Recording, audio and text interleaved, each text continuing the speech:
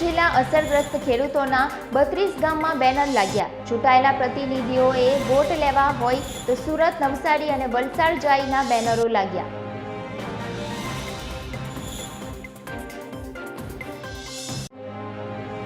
પુરુષોત્તમ રૂપાલાની ક્ષત્રિય સમાજ પર ટિપ્પણી વિરુદ્ધની લાગેલી આગ સૌરાષ્ટ્રથી લઈને ઝઘડિયાના વિસ્તારો સુધી પસરી। ઝઘડિયા તાલુકાના હરિપુરા ગામના ક્ષત્રિય સમાજ દ્વારા રૂપાલાનો વિરોધ કરી ભાજપની પ્રવેશબંધી કરી છે।